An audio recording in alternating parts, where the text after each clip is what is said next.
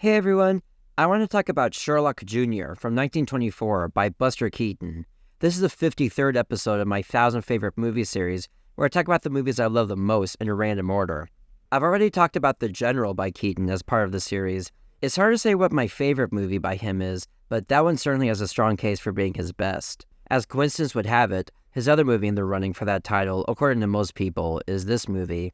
In fact, I think critical opinion has actually swayed in his favor recently. To illustrate, in the 2012 Sight and Sound poll, The General was tied at 34th place, while Sherlock Jr. was right behind it at a tie for 59th place. But in the 2022 version of the same poll, Sherlock Jr. came out ahead, tied at 54, while The General got shot back to 95th place. As for me, it's difficult to compare the two. The General is more ambitious and grand in scale, while Sherlock Jr. is more of a typical Keaton comedy, but arguably the most perfect of them all. What puts it over the top in a favorite status are basically two things: its famous metaphysical elements and the stunts, both of which are so imaginative that even the most cynical about silent movies have to applaud. But first, the story. It's very simple. Keaton plays a movie theater projectionist who fancies himself a detective, showing a childlike innocence typical of Keaton's characters. He loves a girl, but his too gentle nature doesn't bode well for him against this bigger guy who also loves her. To make a long story short, the other guy steals a watch from the girl's father and successfully frames Keaton as the thief, leading him to be exiled from the home. He suspects that he did it, though, so he tries to be a detective and follows him, but it backfires. This is basically the setup. The real meat of the movie happens after he goes back to his normal job. He falls asleep and dreams of entering the movie that's being shown, which just so happens to have a similar situation to the setup, and has him being a real detective. Apart from the very end, the rest of the movie takes place within this film within a film, and this is where it really takes off.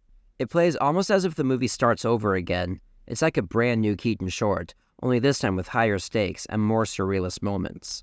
I'll give a spoiler warning here, because I've got to talk about all the cool things that happen in this latter part of the movie.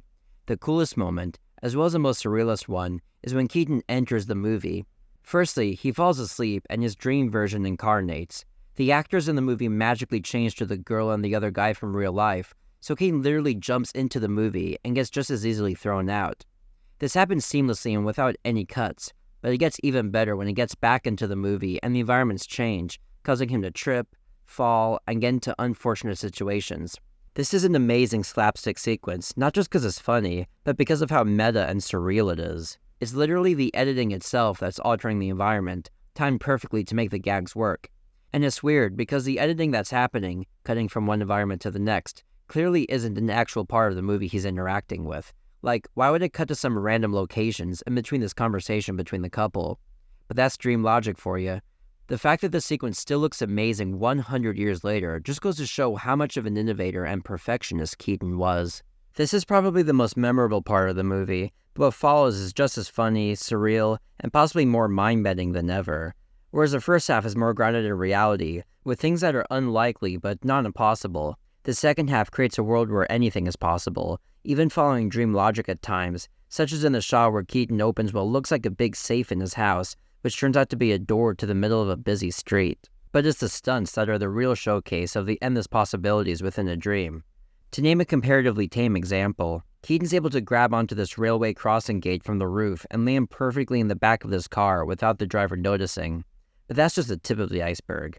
How about when he drives a bike blazing fast while sitting on the handlebars, or when the car he's driving comes right off the wheels after slamming on the brakes, or when he takes wild shots at this pool table, somehow without touching one of the balls right in the middle, or most incredibly, when he jumps through the belly of his friend and disappears seemingly into thin air.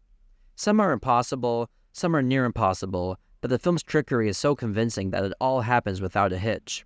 Even the back projection when Keaton's on the bike in certain moments looks better than a lot of movies did decades later, and at times it can be very difficult to tell if it's indeed back projection or real. No wonder this was apparently such a popular movie with cinematographers when it was released, as many would apparently go multiple times to try and figure the tricks out, according to Keaton. The mastery that leads one to question what's real or not couldn't be more fitting, seeing as it's all part of a dream. That is, the dream of movies. I think this probably gets down to the core of why this movie's held in such high esteem by film buffs. I'm sure there are a few self-reflexive movies made before Sherlock Jr., but I'd be surprised if any of them are as potent as it in showing the power that movies have over us. After being disappointed by his real life, represented by the more conventional first half, Keaton dreams of an alternate reality in which he can actually be the suave detective he wants to be, foil the villains that did him wrong, and win the girl. And all this is possible because in his dream, Keaton goes through the movie screen, which acts as a portal to a world of imagination and wish fulfillment. Everyone goes to the movies for different reasons, of course, but one very romantic way to view movies is as a way to escape your ordinary life and to embody a different person in a kind of fantasy world. By Keaton doing exactly this, we can recognize ourselves as moviegoers. One other very interesting, almost radical thing about this movie is its length. At 44.5 minutes, it's just barely a feature by the most lenient definition I've seen, which I suppose might present an issue if you try to program it in a theater, unless you make it a double feature or something. But in this day and age, where watching something in the movie theater is simply one option out of several we have to view films, it's almost like Sherlock Jr. is meant for an audience of today. For example, I had this movie on my phone before I went to university, and because it's so short, I was able to unhesitatingly watch it several times with no regard for time. I even watched this movie during my lunch break at work a couple of times. Traditionally, once theaters stopped showing shorts and newsreels and the like with every feature, a movie like this might have had a difficult time even getting made, much less exhibited to a large audience, due to its awkward length. But now, in the age of digital distribution, where people can watch movies with much more flexibility, you'd think that filmmakers would care less about making something 90 minutes, when it might be much better if it was half the length. A movie like this demonstrates that you don't need a traditional runtime to say and do everything you want. In fact, it only adds to the rewatchability, I think. Now, I don't think that the movie's 44 minutes are perfect, unfortunately, with one issue being how the movie begins. It takes 10 minutes or so for the movie to truly find its footing, I think, with a relatively complicated setup that involves 2 separate chocolates purchased at the same store and a pawn shop ticket. It feels like we spend more time comparing price tags than laughing at funny gags.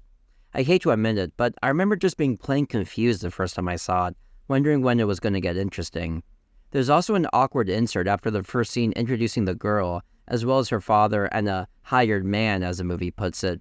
This title card is followed by an insert of each character, and the shot of the hired man is literally about a second long, making it impossible to register, and then we go right back to Keaton. Very attentive viewers might realize that this guy actually becomes one of the villains later in the movie, kind of like how in The Wizard of Oz, the mean woman in real life becomes the wicked witch in the fantasy. But he's completely mishandled because we can't get a sense of him in real life. He only appears in the insert and here in the house, but it's impossible to see him as anything other than some random guy, so he doesn't quite have the impact that he could have had as a villain. If I'm permitted one more very tiny complaint about this movie, it's that sometimes the title cards that tell jokes last too long. Verbal humor isn't Keaton's strong point, so do we really need a full 5 seconds to stare at this joke, for example? But you know how I can't resist pointing out problems, even in movies I love. In the grand scheme of things, these flaws are instantly forgotten once the movie gets going, which leads me to my favorite moments. First, there's one of the most famous physical gags of Keaton's career. It's famous because it did serious damage to him. I don't think it was in the take used in the movie, but during one take of this scene, Keaton actually broke his neck, but didn't realize it until about 10 years later when he got an x-ray. The gag itself isn't particularly all that great in my opinion, but I love watching it because it shows just how dedicated Keaton was to entertaining us. Next, I gotta talk about the pool scene.